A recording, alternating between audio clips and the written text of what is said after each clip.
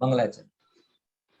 मोक्ष मार्गस्य नेतारं वितारं कर्म भूभृतां ज्ञातारं विश्वतत्त्वानां वन्दे तद्गुणालयम्। तत्वार सूत्र की 7वें अध्याय पे जो हम विचारणा कर रहे हैं, उस 7वें अध्याय की विचारणा में अब हम वैराग्य से पापों की तरफ चलते हैं। पाप करने के लिए नहीं कह रहा, लेकिन पापों को जानने के लिए चलता है। बराबर। अभी तक तो हम क्या चर्चा में थे कि संसार के स्वरूप का विचार कैसे करना चाहिए, संसार के स्वरूप का विचार कैसे करने से क्या लाभ होता है, इत्यादि कुछ विचार है, मूलभूत विचार अपन कर रहे थे। अभी जो टिपिकल रूप से हमें बचपन से पढ़ाया जाता है धर्म के मामले में, पाप लाक्ष है। है ख्याल मारा कि नहीं है? और ये पाप का बड़ा जैन धर्म में क्या कहते हैं, वर्चस्व है, बोलबाला है। अगर ट्रेडिशनल पद्धति गुरुदेव और उनके अनुयायी के अतिरिक्त देखा जाए। हेलो, आवाज आवे छे? आवाज? हाँ। ट्रेडिशनल पद्धति जो है, जिसमें अगर बात की जाए तो लोगों को 6 द्रव्य बाद में सिखाए जाते हैं, पाप पहले सिखाए जाते हैं। है कि नहीं? है कि 6 द्रव्य बाद में सिखाई जाएंगे और पाप पहले। मुझे भी याद है कि धर्म के नाम पे सबसे पहले नमोकार मंत्र के सिवा सीखा था, तो क्या सीखा था? 5 पापना नाम। बराबर। અને નાનપણથી જ આપણા એવું શીખવાડવામાં આવે, આવું કરશો તો પાપ લાગશે, આવું કરશો તો પાપ લાગશે, આવું કરશો તો પાપ લાગશે। તો આજે આપણે સમજીશું કે પાપ શું છે અને કઈ રીતે લાગે છે। ખ્યાલમાં આવે છે કે નહીં? એ લાગે છે કેવી રીતે? આપણે, મારા એક ભાણિયું છે ને, એ બહુ મસ્ત વાત કહી। બોલે, મામા મને તો એવું લાગે છે કે જૈન ધર્મનું નામ બદલીને કયો ધર્મ કરવું જોઈએ? પાપ લાગશે ધર્મ કરવું જોઈએ। અને કેમ ભાઈ, આવું કેમ કહે છે? બોલે, જ્યાં જો જે કરું, મમ્મી કે આવું કરશો તો પાપ લાગશે, આવું કરશો તો પાપ લાગશે, આવું કરશો તો પાપ લાગશે। તો પેલા કે હું તો જૈન ધર્મ કહેતો જ નથી, મને તો એમ કહેવાનું કે આ જૈન ધર્મ નું નામ બદલીને પાડી દો, પાપ લાગશે ધર્મ। है एकंदरे वो बात अलग है अपनी जगह, लेकिन ये क्या है कि धर्म का नकारात्मक स्वरूप, धर्म का नेगेटिव स्वरूप बहुत ज्यादा हम लोगों ने बताया, और उसका जो पॉजिटिव स्वरूप है, जिसमें वेद ज्ञान, तत्व ज्ञान, वैराग्य, भक्ति, ये जो मूलभूत बातें धर्म की हैं, वो कहीं चर्चा में आना रह गई। इसलिए पाप की चर्चा बहुत हो गई और सच्चा धर्म रह गया। अब पाप में भी हम किसे पाप समझते हैं, हम किसे मानते हैं कि क्या करने से पाप लगेगा, और आचार्य किसे कहते हैं, पाप क्या होता है, ये सब चीजें थोड़ी आपको इस 7वें अध्याय के पाप के प्रकरण से जानने को मिलेगी। बराबर। 7वें अध्याय के कौन से प्रकरण से? पाप का प्रकरण। पाप का प्रकरण किसके लिए? जैसे आपको पता है कि ये 7वां अध्याय किसके लिए वर्णन है? शुभाशव के वर्णन। तो जब जब कभी भी शुभाशव को समझा जाता है, जब कभी भी शुभाशव को बताया जाता है, तब तब शुभाशव के रूप में 5 पापों से विरक्तता, ये मूलभूत बात वहां कही जाती है। बराबर ना? शुभाशव से विरक्तता, 5 पापों से विरक्तता, ये शुभाशव के रूप में मूलभूत रूप से कही जाती है।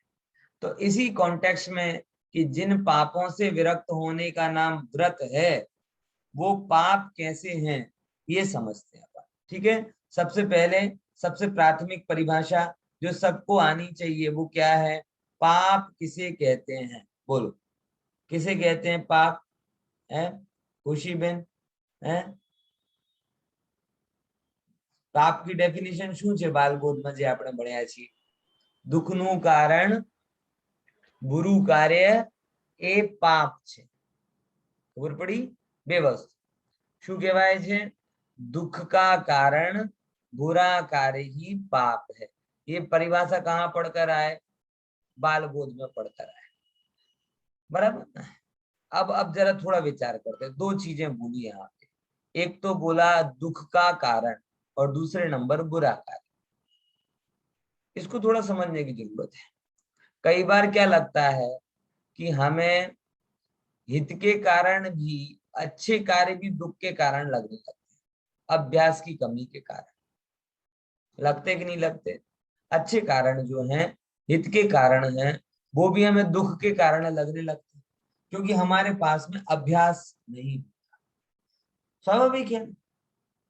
और इसीलिए पिक्चर देखना, टीवी देखना, दुकान धंधा पानी करना जो वास्तव में दुख का कारण है, वो तो आनंद का कारण लगता है। और धर्म ध्यान ज्ञान वैराग्य जो वास्तव में सुख के कारण है, वो कैसे लगने लगते हैं? दुख के कारण लगते हैं। ये थोड़ी हमारी समझण का फेर है। बराबर समझ में आया? तो यहाँ पाप के रूप में क्या बताया जा रहा है कि जो दुख का कारण भी हो और बुरा कार्य भी। बराबर। अच्छा कार्य अगर आपको दुख का कारण लग रहा है तो वो आपकी समस्या है, वस्तु में कोई प्रॉब्लम नहीं। आई ना बात समझ? है? जैसे आयुर्वेद में कहा जाता है, अथवा अपने यहाँ उसमें लौकिक में भी कहा जाता है कि जिसको सांप काटे तो सांप के काटने, सांप के जहर के कारण लोगों को नीम मीठी लगती है और जो जो दूध है वो कड़वा लगता है। बराबर। किसके कारण? सांप के काटने के कारण नीम मीठी लगे और दूध कड़वा लगे। तो अगर नीम मीठी लग रही है और दूध कड़वा लग रहा है, तो उसमें नीम के अंदर में कोई जेनेटिकल चेंज आ गया हो, ऐसा नहीं। कड़वी होती है वही नीम होती, लेकिन लेकिन नीम के अंदर कोई चेंज नहीं है। हमारे तुम्हारे अंदर में पाप या जहर आ गया है, जिस जहर के कारण वो नीम मीठी लगने लगी है नहीं? ऐसे ही जगत में जितने भी पाप कार्य हैं वो बुरे ही हैं, लेकिन अंदर में मिथ्यात्व और कषायों के जहर के कारण वो सुख के कारण लगते। बात समझ में आई कि नहीं आई? इसीलिए बुरा कार्य दुख का कारण है। अगर भला तो पाप, बुरा कार्य है ना वो दुख का कारण ही है तो पाप है। लेकिन भला कार्य अगर दुख का कारण लगने लगे तो मिथ्यात्व नाम का महापाप। क्या बोला? फिर से विचार न जरा, मैं क्या बात बोल रहा हूं, समझना। दुख पाप बुरा कारण दुख का कार्य लग रहा है, दुखमयी लग रहा है, तो पाप है ही। लेकिन भला कार्य दुख का कारण लग रहा है तो मिथ्यात्व नाम का महापाप। बात समझ में आई? आई? खुशी भी नहीं बात ख्याल में आई? हितेन भाई है? घना दिवस પછી આવ્યા એમ? બે ત્રણ દિવસની રજા પડી ગઈ, કઈ વાત નથી. પણ એમાં એ વસ્તુ જે કહેવા માંગુ છું સમજ્યા કે નહીં સમજ્યા? कि बुरा कार्य की सबकी अपनी अपनी डेफिनेशन है।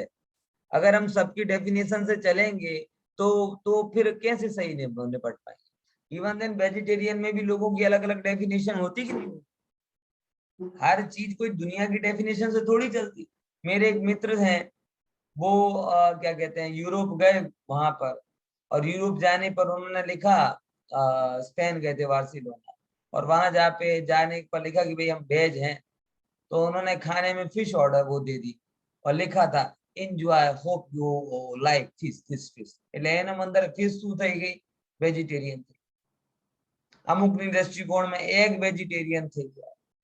એટલે બધાના પોઈન્ટ ઓફ વ્યૂ થી તો આ વેજીટેરિયન ની પરિભાષા ના બને, એના તો એક આપણો ચોક્કસ પોઈન્ટ આવે ને.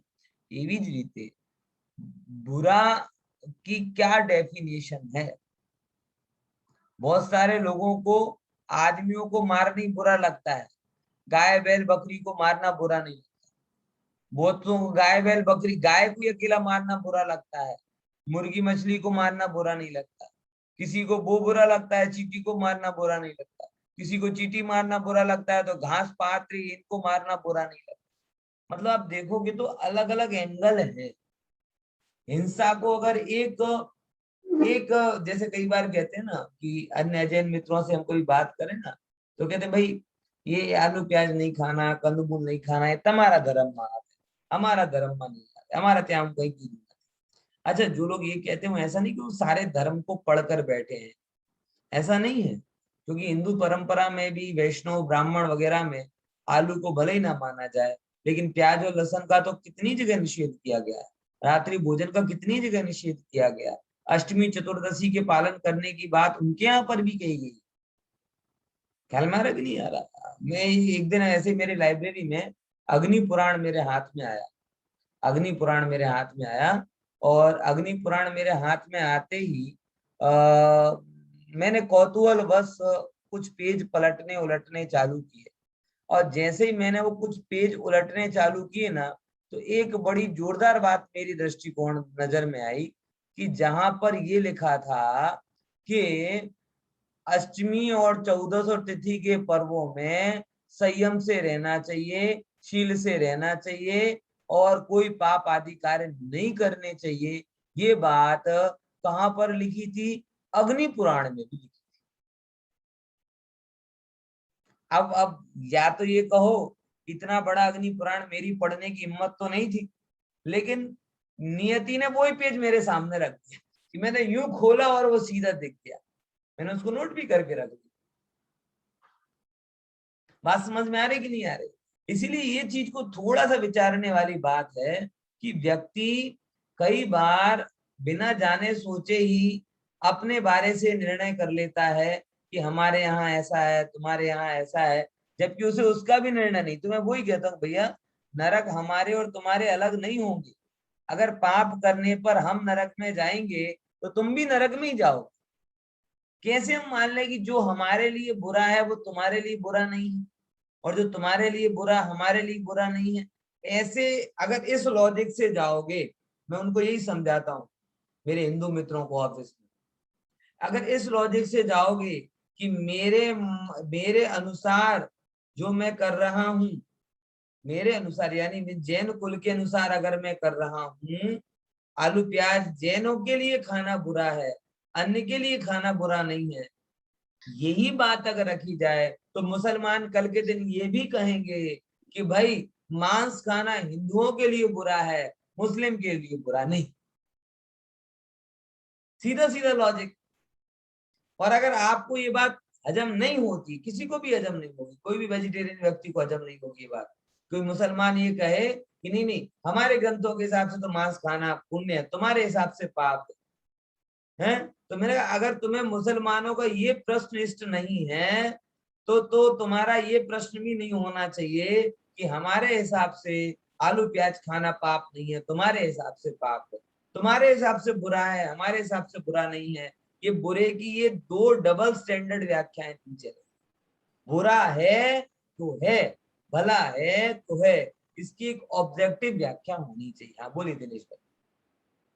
दिनेश भाई આપણે ખાવાને ભાવ ઉપર છે કે ખાવાની વસ્તુ ઉપર પાપ છે? એ આપણે હિંસામાં આવીશું ને, આપણે હિંસામાં આવીશું જ્યારે આપણે ડેફિનેશન કરીશું ને ત્યારે એને આપણે વિસ્તારથી લઈશું, પણ મૂળ વાત એ સમજવાની અત્યારે આપણે શું વાત કરીએ છીએ કે એ લોકો માને છે કે બટાટે ખવાય कि गुरु के भलू चाहे भाव रूप हो चाहे क्रिया रूप, पण ए गुरु ने भलू जे छे ए एक एक व्यक्ति दीठ નથી, એના કઈ યુનિવર્સલ ફોર્મેટ છે। એ એવો નથી કે જેનો માટે કંદમૂલ ખાવાનો પાપ છે તો બીજા માટે પુણ્ય થઈ જાય। જો બીજા માટે કંદમૂલ ખાવાનાને તમે પુણ્ય ગણશો તો પછી મુસલમાનોના માંસ ભક્ષણને પણ તમને વેલિડ ગણવું પડશે, કેમ કે એમાં એનો એક્ઝામ્પલ આપે, એમાં એના શાસ્ત્ર આપે, આપણે આપણા શાસ્ત્રની વાત કરીએ, બરાબર? તો આ મુદ્દા આપણે કેળાને બટાટા તરીકે ખાઈએ તો પાપ તો લાગવાનું જ ને। કેળા કેળાને બટાટા તરીકે ગણીને ખાઈએ આપણે તો પાપ તો લાગવાનું જ ને। હિંસાની સૂક્ષ્મતા ઉપર જ્યારે વાત કરીશું ત્યારે આપણે બધી વસ્તુ લઈશું। અત્યારે તો જે કંઈ પણ છે, પણ ટૂંકમાં કહેવાનું મતલબ મને આટલું સમજાવવું છે અત્યારે कि जो भी है वो एक नहीं है, ये मतलब एक ही है, अलग अलग नहीं है, चेहरे देख देख कर नियम बनाए हो ऐसा नहीं। और दूसरे नंबर की बात कि हिंसा अहिंसा के नियम ये कोई जैनों की बपोती नहीं। आप देखोगे तो योग दर्शन यानी हिंदू परंपरा में भी जो 8 अंग है, उन 8 अंगों में पहले नंबर का अंग है यम। क्या है आपको पता है ना? बाबा रामदेव कराते हैं वो तो त्रियंच वाले आसन करवाते हैं। घोड़ासन करो ना, भुजंगासन करो ना, हलासन करो ना, ये आसन करो ना, सारे आसन उन्हें पशु पक्षियों से मिले। मान के चलो मनुष्य तो अभण आदमी और लोगों की आजकल योग की समझ इतनी है जितनी आसनों में पूरी होगी। लेकिन पतंजलि ऋषि ने जो अष्टांग लिखे हैं योग में, उनमें यम नियम आसन प्राणायाम धारणा ध्यान प्रत्याहार समाधि, ये 8 अंग, और उनमें पहले नंबर का है यम। और आपको पता होना चाहिए कि उन यम में यही 5 नियम, कौन कौन से? हिंसा, सत्य, अचौर्य, ब्रह्मचर्य और अपरिग्रह। सेम टू सेम 5 नियम ये पतंजलि ऋषि कहाँ पे स्वीकार करते हैं? यम के रूप। यानी जो जो योगा करने जाते हैं उन्हें सही योगा करना है तो पहले यम यानी अणुव्रत पालन करने है। लेकिन आजकल कर्म करने के लिए योगा करने कौन जाता, कर्म कम करने के लिए योगा करने कौन जाता है? वजन कम करने के लिए सब जाते हैं। समझना है कि नहीं आया? ये संसार का ब्लॉकेज हटाने में किसी को इंटरेस्ट नहीं है, बस नसों का ब्लॉकेज हट जाए इसकी चिंता है। क्रोध का पारा कम करने को किसी का इंटरेस्ट नहीं है, बीपी कम हो जाए वो है। अंतरराष्ट्रीय योग दिवस मनाया जा रहा है और उसमें मात्र और मात्र सबको त्रियंच वाले आसन करवाए जा रहे हैं। नियम किसी को सिखाया नहीं है। ये हम कौन सा योगा दुनिया के क्षितिज पर लेकर जा रहे हैं? बात समझ में आई कि नहीं है? अरे हम ये नहीं कह रहे कि बिल्कुल नहीं करो, आपको अगर करवाना है योग दिवस के नाम पर आसन वासन करवाना है तो करा दो, लेकिन एक बात तो रखो कि भाई ये भी योग है, ये भी क्या है? योग है। पतंजलि ने तो इसे भी योग बताया। बराबर समझ में आया कि नहीं आया? तो इसीलिए एक चीज यहाँ पर ये लागू होती है कि ये जैनों की बात नहीं है। दूसरे नंबर की बात, बौद्धों में भी अगर आप जाके देखोगे तो अहिंसा आदि सब जगह माने गए, यानी ये बड़ी यूनिवर्सल चीजें हैं। इसीलिए इनका निर्णय भी हमें यूनिवर्सल ऑब्जेक्टिव ही करना पड़ेगा, सब्जेक्टिव नहीं होगा। हमारे लिए हिंसा अलग हो, अन्य के लिए अलग हो, हमारे लिए झूठ अलग हो, अन्य के लिए अलग, ऐसा नहीं। तो उमा स्वामी आचार्य तत्वार्थ सूत्र में हिंसा की यूनिवर्सल डेफिनेशन या 5 पापों की जो यूनिवर्सल व्याख्याएं हैं वो आपके सामने प्रस्तुत करता है। ठीक है ना? उसके पहले यहाँ पर जो एक प्रकार से कहा जाए कि जो है अपनी स्लाइड को थोड़ी सी बताते हैं अब किसके भेद आ रहे हैं? 5 पाप के भेद आते हैं। 5 पाप के भेदों में आप देखिए 5 चित्र हैं आपके सामने। एक हिंसा, झूठ, चोरी, कुशील और परिग्रह। आगे बढ़ते हैं। हाँ, यहाँ से सबसे पहले नंबर की बात आती है हिंसा। बराबर, सबसे पहले नंबर की बात हिंसा आती है तो सूत्र क्या है? मेरे साथ दोहराने की कोशिश करेंगे। प्रमत्त योगात, बोलिए। प्रमत्त योगात प्राण व्यपरोपणम, प्राण व्यपरोपणम हिंसा। हिंसा। फिर से, प्रमत्त योगात प्राण व्यपरोपणम हिंसा। प्रमत्त योगात हिंसा। बहुत बढ़िया। अब देखो हिंसा क्या किसे कहते हैं? कुछ एक शब्द हैं जो जानना जरूरी है। पहले नंबर का शब्द आया हिंसा है। अब क्या है हिंसा? तो बताते हैं। प्रमत्त योग से प्राणों का व्यपरोपणम यानी वध करना, वो हिंसा है। ठीक है? क्या बोला? प्रमाद के योग से प्राणों का वध कर। प्रमाद किसे कहते हैं, प्राण किसे कहते हैं और वध करना किसे कहते हैं? 3 चीजें समझने लायक अपने सामने आती है। ठीक है? सबसे पहले नंबर की बात, ये बात मन से निकाल दो कि हम किसी को मारते, क्या बात कर रहे हो पंडित जी, बात हिंसा को पढ़ानी है और आप यहाँ से शुरू करते हो कि किसी को मारते हैं, ये बात निकाल दो। बोले बात सही है, किसी को तुम मार सकते नहीं, किसी को हम मार सकते ही नहीं, मार सकने की ताकत ही हमारे अंदर में नहीं। तो फिर ये जब जो कुछ हो रहा है वो क्या है, हैं? बोले देखो, जितनी भी अहिंसा की बातें हैं, अहिंसा की बातों में आत्मा की अहिंसा ये मेन लक्ष्य है, और अन्य जीवों की अहिंसा ये बाई प्रोडक्ट। आई समझ में बात? क्या बोल रहा हूं फिर से, जितनी भी आगे जो अपनी चर्चा आती है उनमें एक बात विचारणी है कि अहिंसा की बातों में मेन क्या है।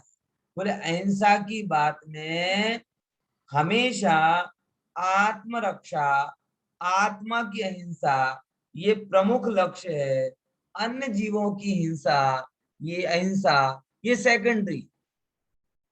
लिव अपन बोलते ना, जियो और जीने दो, उसमें भी सबसे पहली लाइन किसकी ओर मुख्य की जाती है? जियो। वो आजकल जियो के नाम पर लोगों को JIO याद आता है, जिसकी दुआ से हम ये नेट मोबाइल सुन रहे हैं। उनको थैंक यू कह देना, कोई बात नहीं मुकेश भाई को, है कि जिनके नेटवर्क के कारण हम ये सब सुन रहे हैं, वो अलग बात है।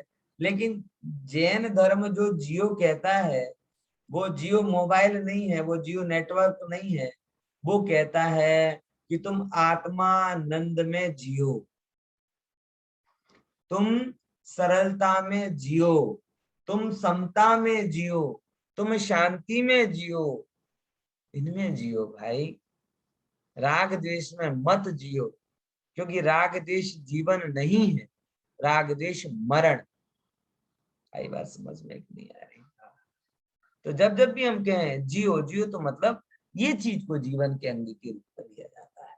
आदमी जब अपने में रहता है, अब देखो, अगर हम अपने में रहना शुरू कर दें तो क्या हम किसी का घात कर सकते हैं?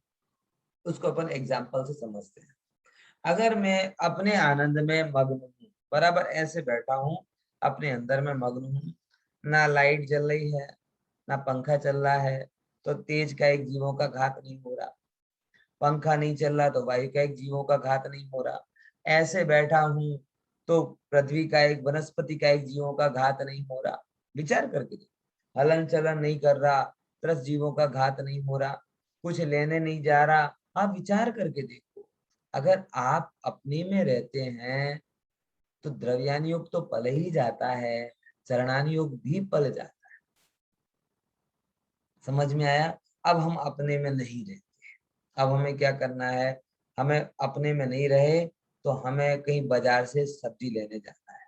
अब फिर वही देखो, बाजार में आप गए, चलने पर एक इंद्रिय जीवों का घात हुआ, गाड़ी में पेट्रोल किया तो 10 जीवों का घात हुआ, बहुत सारे जीवों का घात हुआ, वायु का एक जीवों का घात चल रहा है, सब्जी लेकर आए वहां घात चल रहा है, उसके लिए धन कमाया तो उसमें नीति अनीति की, मतलब हर बाहर की हिंसा अंदर की हिंसा की शर्त पर हो गई। आ रही कि नहीं आ रही बात समझ? इसीलिए आचार्यों ने हमें बोला कि तू अप्रमत्त रहेगा तो हिंसा नहीं होगी, और प्रमत्त होगा तो हिंसा के अलावा कुछ नहीं। इसलिए परिभाषा में क्या लिखा? प्रमत्त योगात, प्रमाद के योग से प्राणों का घात करना। किसके योग से? प्रमाद के योग से। कि जब हमें प्रमाद होता है ना, तब हम बाहर जाते हैं। समझ में आया? प्रमाद की क्या परिभाषा है? प्रमाद की क्या परिभाषा है पता है आपको? प्रमाद की परिभाषा हम क्या समझते हैं कि सो जाना। आज के पंडित जी क्लास में मन क्यों नहीं लगा? बोले पंडित जी बहुत प्रमाद आ रहा था, इसीलिए वो मन नहीं लगा। तो हमने ये समझ लिया कि प्रमाद मतलब सोना होता है, जबकि प्रमाद की परिभाषा सर्वार्थ सिद्धिकार कहते हैं कुशलेषु अनादरः प्रमादा। कुशल आत्म कल्याण के जो कार्य हैं उन कुशल आत्म कल्याण के कार्यों में अनादर का भाव होना, उस अनादर के भाव को ही प्रमाद कहते हैं। बराबर समझ में आया? हाँ, आत्म कल्याण के कार्यों में अनादर का भाव होना, उसका नाम प्रमाद है।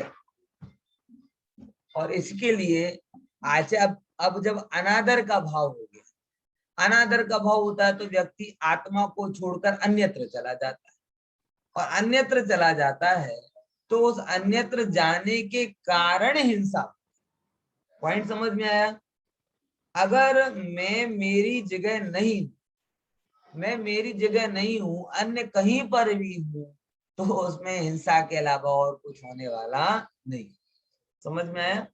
और अगर मेरी जगह हूं तो अहिंसा के अलावा और कुछ होने वाला नहीं। इसीलिए यहाँ पर हिंसा और अहिंसा की परिभाषा में पुरुषार्थ सिद्धि उपाय, ये क्या कहते हैं, तत्वार्थ सूत्रकार ये बताते हैं,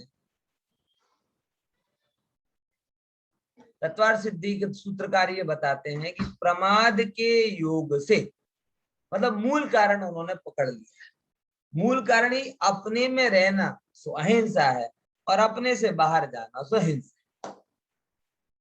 आई बात खबर में, ख्याल में आई ना? अब ये लोगों को ये बात कहाँ ख्याल में आती, उन्हें अहिंसा के नाम पर बड़ी स्थूल स्थूल चीजें समझनी है। उन्हें अहिंसा के नाम पर गौ रक्षा करवानी है, अहिंसा के नाम पर मांस निर्यात रुकवाना है। अरे भाई वो तो सब ठीक है, लेकिन प्रतिक्षण जो प्रमाद का परिणाम हो रहा है उसका हम क्या करें? विषय सेवन का जो परिणाम है, मैं आत्मा को छोड़कर बार बार जो पांच इंद्रिय के विषयों की तरफ जा रहा हूं, ये भी मैं मेरी हिंसा कर रहा हूं, ये कैसे बता? बात समझ में आई? इसीलिए उन्होंने सूत्र पकड़ा, प्रमाद का योग होता है, यानी जिस परिणति में प्रमाद का योग है वो हिंसा है। अब उस परिणति से बाहर के जीव मर रहे हैं तो प्रत्यक्ष हिंसा है ही, और अगर बाहर के जीव नहीं भी मर रहे हैं तो भी वो हिंसा ही है। समझ में आया कि नहीं आया? पॉइंट ख्याल में आया कि नहीं आया? ये हितेन भाई समझे ना क्या क्या बोला? ये लाइन ख्याल में आई कि मूल क्या है? मूल है प्रमाद का योग। अब उस प्रमाद के योग के साथ के दो इक्वेशन बनता है, प्राणी का बाहर में घात होना और बाहर में घात नहीं होना। बात समझ में आ रही? तो दुनिया किसे बोलेगी कि आप बिना देखे चल रहे थे और चींटी आके मर गई तो हिंसा हो, बराबर? ठीक है ना वो परिभाषा? हाँ सही बात है, चींटी मर गई तो हिंसा होगी? नहीं, हिंसा हुई ये सही बात, लेकिन चींटी मरने से हिंसा हुई, बोले पूरी सही बात। तो पूरी सही बात क्या है कि भाई चींटी को तो तू मार सकता नहीं है, चींटी को तो तेरे अंदर मारने की ताकत नहीं है, तो जब जीव मरे ही नहीं तो हिंसा कहां से? बोले रुक, समझ, ये कोर्ट की अहिंसा की बात नहीं चल रही, ये समाज की अहिंसा की बात नहीं चल रही, ये जैन धर्म की अहिंसा की बात चल रही। ये कोर्ट तब कहता है कि जब मर जाए तब हिंसा हो, लेकिन जैन धर्म कहता है कि मरा वो तो बाद की बात है, लेकिन ये जो जिस परिणाम के कारण, देखो मरा वो बात की बात, मारने का भाव हुआ उसको भी लोग हिंसा मान लेते हैं। मारने का भाव हुआ वो भी ठीक है, इंटेंशनली हिंसा, लेकिन जैन धर्म उससे भी सूक्ष्म कहता है कि आपको भले ही मारने का भाव नहीं है लेकिन आप सावधान नहीं। देखो दो चीजें अलग अलग हो गई। अपन कहते हैं कि भाई हमने जानबूझ के थोड़ी मारा, कभी कोई घटना हो जाती ना, दो चीजें होती हैं, हमने जानबूझ के थोड़ी मारा तो ठीक है, तुमने तुम्हारे अंदर में मारने का इंटेंशन नहीं था, लेकिन प्रमाद की आचरण तो था ना, और प्रमाद का आचरण होगा तो हिंसा की संभावना बनी है। ख्याल में? तो तीन अवस्था हो गई, एक तो मारना, दूसरा मारने का भाव रखना, और तीसरा प्रमाद का परिणाम है। ठीक है, फिर से मारना मतलब चींटी मर गई, वो क्या हुआ, मर गई वो उसका। फिर मारने का भाव, जैसे जो बहुत सारे लोग होते हैं ना, हिट लगा देते हैं, मॉस्किटो वो लगा देते हैं, बराबर, वो क्या करते हैं, मारने का भाव लगाते, इंटेंशनली भाव। तीसरे कहते हैं कि साहब हमारा मारने का भाव भी नहीं है और हमसे मरा भी नहीं है, लेकिन हम तो बिंदास होके घूम रहे हैं, देखे बिना खा रहे हैं, देखे बिना चल रहे हैं, देखे बिना बात कर रहे हैं, सब चीज बिना देखे जाने विचारे कर रहे हैं। तो आचार्य कहते हैं सुन, वो दो तो हिंसा कर ही रहे हैं, तू भी हिंसा कर। बोले एक भी नहीं मरा तो भाव भी नहीं, बोले मरा नहीं तो भी, भाव नहीं तो भी, अहिंसा की कंडीशन तूने अपने अंदर में बनाई नहीं, मतलब प्रमाद का योग है, और प्रमाद का योग है सो हिंसा है। पॉइंट ख्याल में आया कि नहीं है? खुशी में समझ रहे कि नहीं समझ है? दिनेश भाई आई बात ख्याल में? यानी पहले नंबर हमें मारने का अहंकार, जो सबसे बड़ा आत्महिंसा का परिणाम है, उसे निकालना पड़ेगा। क्योंकि बचाने का अहंकार कब जाएगा, जब तक आप ये नहीं समझोगे कि भाई मैं मार सकता नहीं, बचा सकता। मैं ऑफिस में बैठा था और मेरे एक श्वेतांबर भाई आए और आके एकदम अपना ट्रैक रिकॉर्ड पोर्टफोलियो बताने लगे कि हमें 4 लाख मूंगा जीवोनी रक्षा करी है, कितनी गाड़ियों कतल खाना थी छोड़ा, अने उनके चेहरे से, उनकी बातों से अहंकार टपक रहा। तब मुझे ख्याल में आया कि कुंदकुंद आचार्य देव ने क्यों इस बात पर जोर दिया कि भाई मैं बचा सकता हूँ अन्य को, मुझको बचावे अन्य जन, ये मान्यता अज्ञान है। अरे रे रे, वो जीव तो कसाई खाने में आके से कदाचित बच गए होंगे तेरे निमित्त से, लेकिन तू मिथ्यात्व के कसाई की चंगुल में आ गया। अब हर परिणति में उस मिथ्यात्व के कसाई का छुरा तेरी गले पर चले, हर परिणति, हर परिणति में तेरा घात होगा, हर परिणति में तेरा कत्ल होगा। किसके द्वारा? स्वयं की भूल के द्वारा, मिथ्यात्व के हाथों अपने आप को मरने सौंप देना, ये अहंकार है। इसीलिए आचार्य ने बहुत क्लियर क्लियर बोला, नहीं दिया मैं मारता नहीं, बचाता नहीं, दोनों ही नहीं करता। क्योंकि बचाने का अहंकार, मारने का अहंकार, दोनों एक सिक्के के दूसरे। वो गुस्से में आते हैं तो हम क्या कह देते हैं, तेरी तेरे नाम और निशान बता दे, तुझे दर दर भटकता कर दे, तो कहीं पर भी ऐसे अपन गुस्से में, तो तब मारने का अहंकार, बराबर। और जब कभी वो नहीं होता तो दूसरी जाति का अहंकार होता है, कौन से वाला, कि वो मारेगा नहीं तो हम बचा लेंगे, बचाने का अहंकार होता है। और दोनों में क्या दोष आ रहा है? दोनों में भूल ये है कि हमने अपने आप को विनायक स्वरूप माना नहीं, और विनायक स्वरूप मान के बैठे नहीं, तो प्रमादी हो गए, प्रमादी हो गए तो हिंसक। ये है जैन धर्म की हिंसा। ख्याल में आया? इसलिए क्लियर करना। तो प्रमाद, मारने की क्रिया, मारने का परिणाम, वो तो दोनों गौण हो गए। सबसे पहले नंबर की बात कि जिस प्रमाद परिणति के कारण तेरे को मारने के भाव या मारने की क्रिया होती है, हम तो उसको ही हिंसा कहते। पग मुक्ता पाप लागे।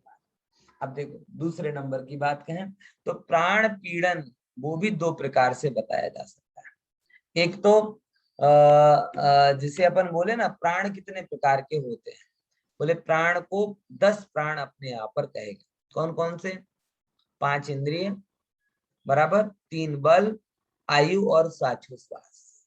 ठीक है, कौन कौन से 10 प्राण आप बताइए, है कौन कौन से? सबसे पहले 5 इंद्रिय, ठीक है, 3 बल मतलब मन वचन काय, और फिर श्वासोश्वास, श्वास है, और आयु। ठीक है, ये 10 प्राण अपने। अब इन 10 प्राणों की मारने की बातें भी 2 प्रकार से होती हैं। एक कंप्लीटली उनके प्राणों का घात हो जाए, जिसे अपन आज के समय में हिंसा कहते हैं, अथवा दूसरे नंबर की बात, घात तो नहीं कर रहे लेकिन पीड़ित कर रहे। बात समझ में आई? फिर से दो चीजें हो गई, कौन कौन सी? एक तो हिंसा कर देना कि मतलब वो प्राण रहित हो जाए। जैसे कोई जीव है, आपने देखे समझे बिना अगर उसको हलन चलन किया, देखे समझे बिना कोई कार्य किया, तो वो जीव की हिंसा होगी, मर गया, जिसे अपनी भाषा में। दूसरा क्या होता है कि आपने उसको मारा तो नहीं, लेकिन उसके अंग भंग हो गए। अपन कई बार देखते हैं, बहुत ध्यान से भी काम करते हैं, बेचारे छोटे छोटे जीव होते हैं, आप कितना भी ध्यान रखो लेकिन तो भी उनके अंदर कोई अंग भंग आदि हो जाता है, तो आपने मारा नहीं, तो वो भी एक हिंसा है। और इतना ही नहीं, अगर कोई मन वाला जीव है, वचन से है, आपने वचन से किसी को ऐसे बोला कि उसके मन में क्या हो गई, एक प्रकार का तरंग और कंपन उठ गया, पीड़ित हो गया, वो भी हिंसा है। और इतना ही नहीं, और सूक्ष्म जाए, आपने मन में किसी के प्रति बुरे भाव किए, देखो उन बुरे भावों से आपका तो घात हो ही रहा है, लेकिन हर एक विचार में ऐसी ताकत होती है कि वो बुरे भाव उस तक पहुंच ही जाते हैं। आप देखो, मैं बहुत प्रैक्टिकली बात करता हूँ, जिसके साथ आपकी ना बनती हो लेकिन आप उसके प्रति दुर्भाव रखे, बराबर, और दुर्भाव वो आपके प्रति रखे और आप उसके प्रति, अब दोनों को साथ में बिठा दो, और साथ में बिठा दो, आपको ये जानकर आश्चर्य होगा कि एक भी शब्द वो मुंह से नहीं निकालेंगे, लेकिन इसके दुर्भाव उसके मना खंड पर प्रभाव करेंगे, और उसके दुर्भाव, वो दोनों दुखी होते। होता कि नहीं होता है ऐसा? एक शब्द भी नहीं बोला, मारने की बात तो बहुत दूर है। क्यों? क्योंकि मन के विचारों की भी एक ताकत होती है। आप समझो इस बात को। और आज ये साइंस मान रहा है,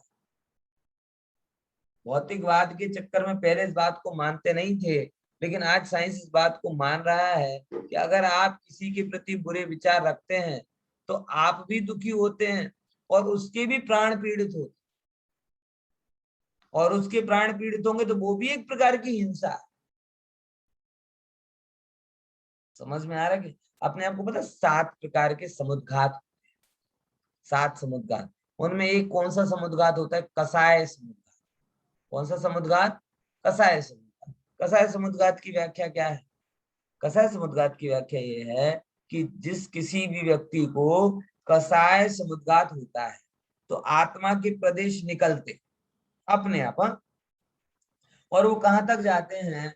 बोले जिस व्यक्ति के प्रति कषाय है ना, वो सारे आत्मा के प्रदेश निकल कर वहां तक जाएंगे और उसको प्रताड़ित करके बाहर अंदर।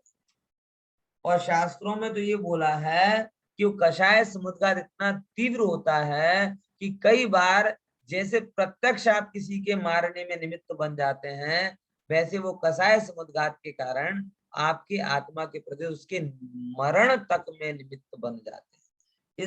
इसकी हिस्ट्री कोई कोर्ट में नहीं चलेगी, लेकिन कर्म की अदालत में जब केस खुलेगा तो जैसे संगनी पंचेंद्री को मारने का पाप आपको लगता है, वैसे संगनी पंचेंद्री को मारने का इक्वलेंट पाप आपको लगेगा।